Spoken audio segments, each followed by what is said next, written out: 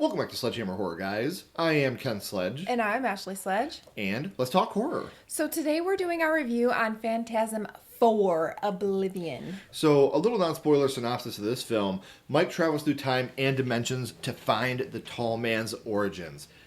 Man, I wish that was a little bit more true. So, we are going to talk about the positives, the negatives, and then we are going to spoil Phantasm 4. So let's get into the positives.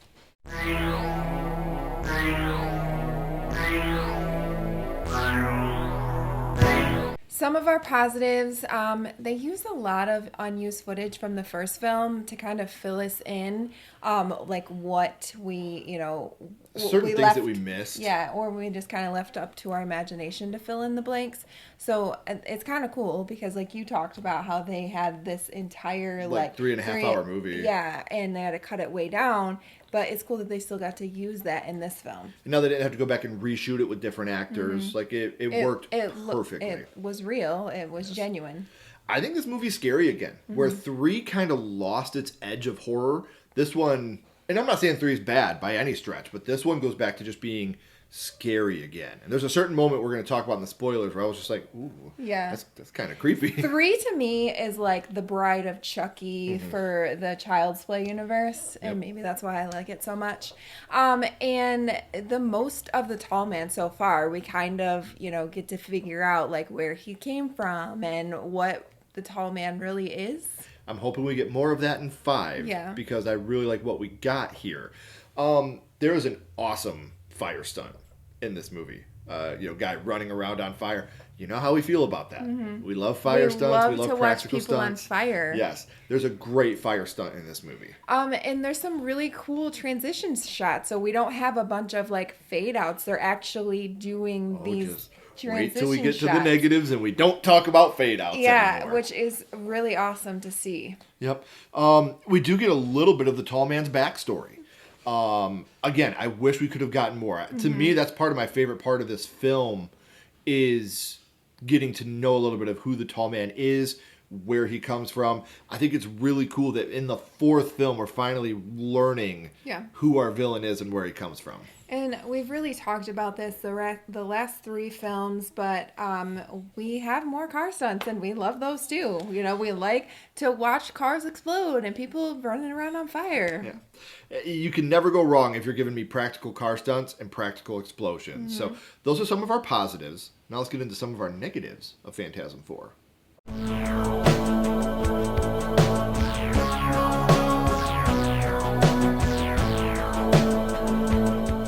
So some of our negatives, the VFX, they do not hold up, I don't think. They don't look the greatest. We gave our flowers to all the practical stuff, and these VFX just, they just weren't great. No. You could tell we were getting to the 2000s now with some of the VFX they have here. What? This is going to look great. No, it doesn't. Not in 2026. We get another opening, recapping the other films. Retconning what happened in the last one. So, it's just constant with this franchise. And I'm sure that we're going to have this with 5, too. Mm-hmm. But, especially when I can understand, there was 10-year breaks between some of these movies. I can understand. But when you're watching them back to back to back, you're like, I've already seen this. Yes. Don't need to see it again. And we talked about how we really liked how they use all the unused footage from the first film. But, at some point, it was overly done. Half this movie is just, flashbacks. I would say easily 20% of this movie is flashbacks of the old. And there's some, like I said, some of them really work. Yeah. But some of them are just, you put that in here just to pad the movie and still give us old shots. It's not important to the story that we're telling right now. I know we're not going to talk about fade-outs, but we are going to talk about long-ass driving scenes and overhead driving shots. Yeah. This movie, out of the 4 films we've seen so far, this one probably has the most time padding of any of the films with past shots, overhead shots, long driving shots. Yeah, or just shots of them just looking around at nothing for a long period of time. Definitely the most filler time in this movie. For sure. And off-screen kills, that we want to see the kills. Especially in this franchise. Yeah. A lot of the kills in those other movies are just so top-notch. Super gory and stuff, and this one just like too many off-screen kills for my liking. And we haven't given our flowers to this yet, but that's our non-spoiler negatives. We're about to get into the spoilers now. Tubi has all these movies with the exception of 2. Mm-hmm. So if you don't have Tubi yet, what the hell are you doing? It's free, guys. Also, you got to watch a couple ads. Yeah. And it's just and like... most of the time, the stuff that you pay for, if you don't want to pay the extra, you have to watch ads anyways. So. Right. So yeah, this was, it was really fun to watch all these on Tubi and getting to know this franchise through Tubi. So if you haven't, make sure you're downloading Tubi. It's a free app. You can watch all these movies. But for now, we're going to get into the spoilers.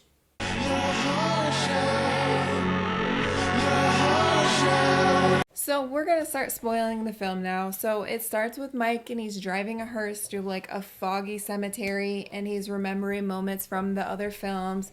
And these are like intercut with the tall man. Yeah, the tall man in the present, flashing back. The tall man, this part confuses me. And I am wearing my boogie down hat. Hope you're proud, Reg. Got my flannel, my boogie hat for you. The tall man lets Reggie go from the spheres. And he calls him the small man, which I thought was kind of funny. It was. And he tells him the final game now begins. But it's like, why didn't you just kill him? Yeah. Like, you had him right there. He was dead to rights. Why not just take... I'm glad you didn't. I don't know that the tall man wants to kill him. Which is true. So Mike, he's driving and he sees someone in the back of the hearse in the mirror. And it's actually a really scary scene. This is the one I was talking about. This is something that plays on my fears because I drive at night and just thinking about like looking in the rearview mirror and someone's just in your car. And he's all bandaged and he's just like moving his face. Like, I fucking love this scene. It's creepy as hell. So good. So Jody is in Reggie's back seat and he tells him that they need him. And Reggie's like, look, man, I'm done. Yeah. Like, I'm not doing this anymore. Doing this for years. He's like, you said you were going to come to me later. Later being the operative word. And Jody's like, happened a little sooner than we thought. So Mike, he sees the tall man in the back of the hearse now. And the tall man's controlling the car. Like, he can't open it. It will drive itself. Yeah, he can't open the door. He can't, get out of it at all. He's just stuck in there. And he tells Mike that he's going where he belongs and he disappears into the coffin that is in the back of the hearse. So Reggie, he ends up getting pulled over by a police officer. And he has to fight a monster cop that looks very similar to Uncle Frank from Hellraiser. And he shoots him through the roof of the car. And he gets the monster cop pukes embalming fluid into Reggie's mouth. You're just like, oh, it's so fucking gross. This is the second time that Reggie's gotten that shit in his mouth now. Poor Reg, man. Gross, man. So Reggie, he ends up blowing up the car with a flare. He puts a flare in the tank, the gas tank, and it blows it up. And he would not have been able to get away. So the guy that was in the trunk, was he the actual cop? Yeah, he's dead now. Yeah, Reggie killed him. Well, when he opened the trunk, though, his limbs were all he was dying like anyway. he was like Reggie really just put him out of his misery. But like he drops the flare in and runs away. I was like, it usually would take a lot quicker than that for that to blow up from a flare. Usually you drop it in and it's done like that. So we cut to Mike and he's in the desert and he's in the hearse and he's writing his last will and testament. So Mike at this point, he's kind of at the acceptance stage. He's writing a will and it's all made out to Reggie. So we flash back to the Civil War era, and the tall man was doing experiments on Mike back then. Like it's like a dream type sequence. This is another thing I wish we could have gotten so much more backstory on. I would have loved to have seen if this is why the tall man. And again, we could go into 5 and learn this. I honestly don't know. But I would love to see if throughout time, because we know this place takes place in different dimensions, different areas of time, if the tall man and Mike have always been connected. Because this is Civil War era, and he's doing what looks like he's going to perform a lobotomy on him, put the thing up his nose. I mean, Mike has always been able to see the things that he's going to do. So they're definitely connected in some way, and that's why I think he won't let Mike go. Yeah. So Mike, he attempts to hang himself, and the tall man breaks the rope and says that he can't take his own life, that his life belongs to the tall man. Yep. So Mike goes through the forks. There's 2 forks right here. He goes back in time, and this is where we meet Jebediah Morningside. And it is so... The tall man's, like, original self, I guess you would say. He's like a sweet old man. Yeah, like, let me offer you some lemonade. Yeah. You know, he's like, did you come through the forks? Like, at that point, and then that's when Mike runs away. He's like, wait, there's so much I can learn from you. It's like, Mike, you should have just fucking...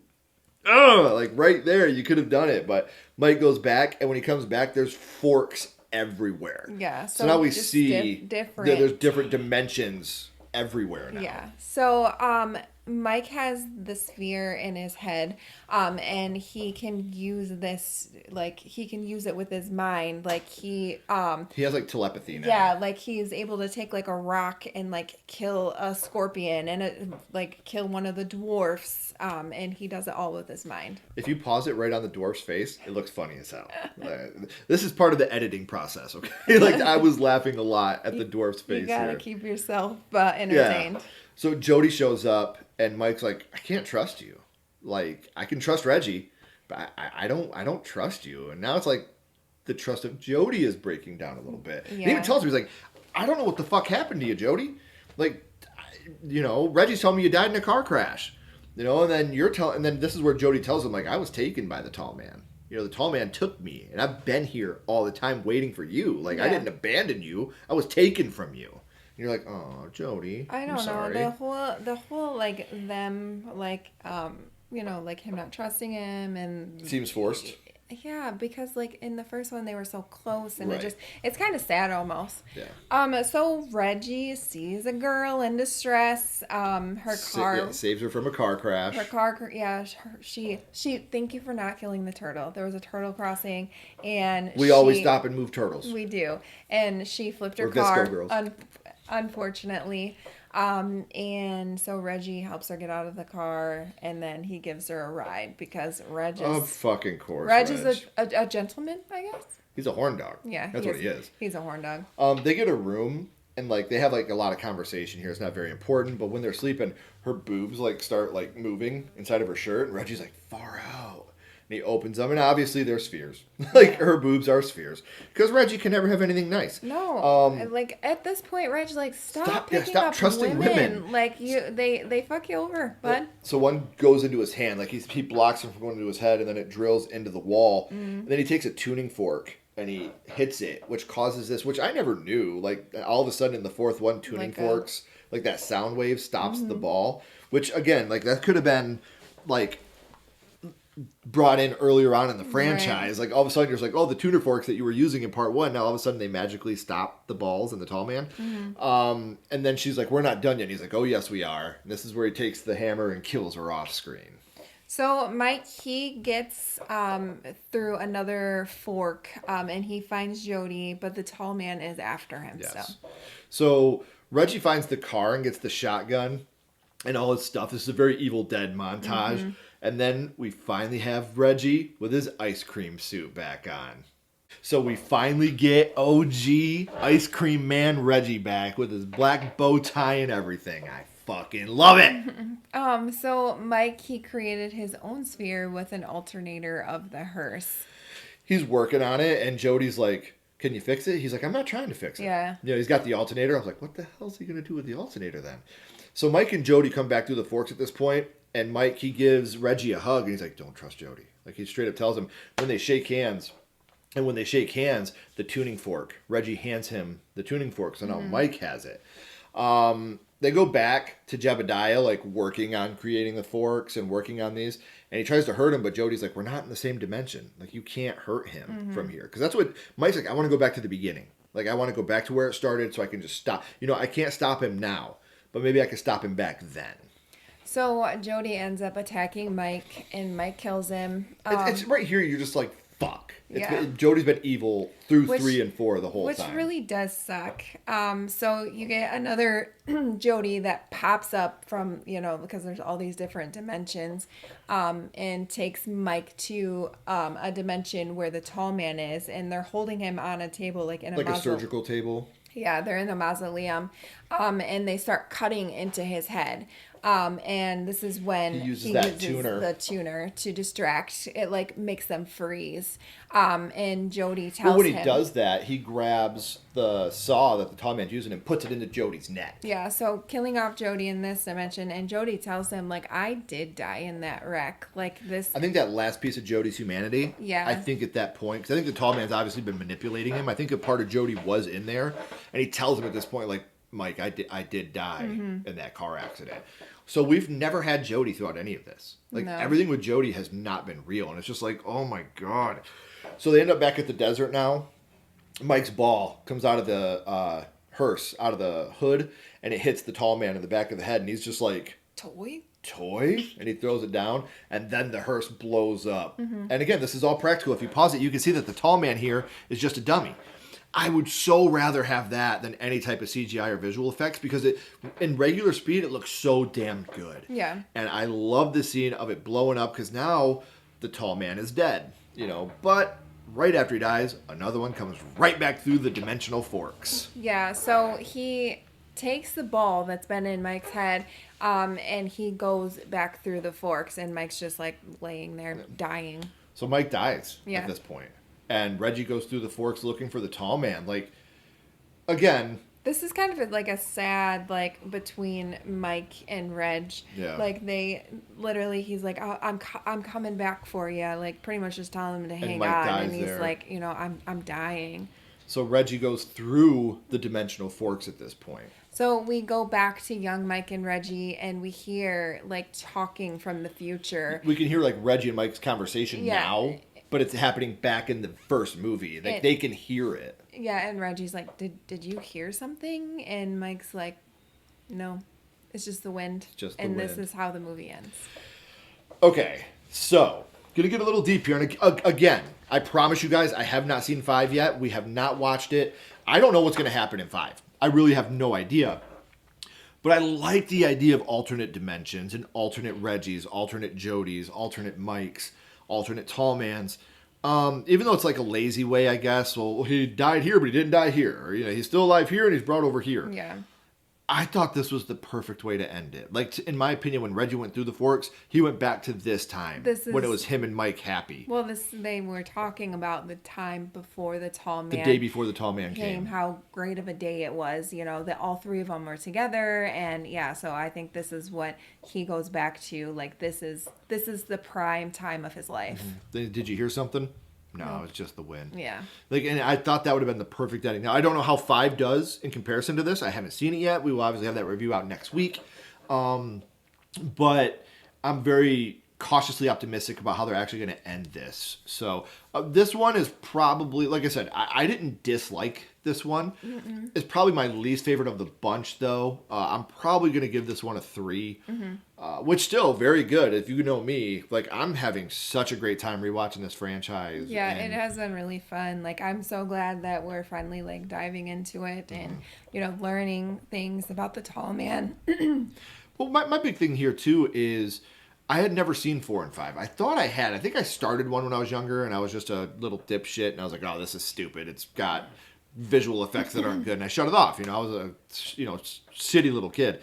But yeah, I really enjoyed watching this one on this rewatch. And obviously I'm a little older. I'm looking at things through more of a critical lens, so there's things I don't love. But if this is the worst movie in your franchise, good for you. I've heard it's not. I've heard we're going to take a huge step down next week, but. I guess let's get into it. Yeah. So what would your ranking? I'm gonna give it a 3 out of 5 as well. Like you said, it is my least favorite thus far. But I was entertained. I like a lot of the dimensional stuff. And I like that we have all 3 of our we finally get a conclusive end to Jody too. I think. I don't know. Also, I've heard that Mike and Reggie are in 5. And obviously, it's the very last film for Angus Scrimm, which you are the best, man. You are the best. The tall man haunted my nightmares as a kid, and these movies are still so good today. So, and I bet you he was like the most. oh, he had to be the sweet, coolest gentle, dude. Yeah, the coolest guy around. So, let us know in the comments, guys. What do you think of Phantasm 4? Where does it rank in your franchise ranking of this franchise? And make sure you're joining us next week when we review Phantasm 5 Ravager. I'm sure that you're all just as excited about this one as we are. If you haven't already, make sure you're checking it out on Tubi. It is available free there, so you can watch it and not be spoiled and watch along with us. So if you haven't already, please like, comment, and subscribe. It does help build the channel more than you know. And follow Sledgehammer Horror on social media. Those links are in the description as well. But until next time, keep talking horror. Stay who you are. And we'll see you guys soon. Bye, guys.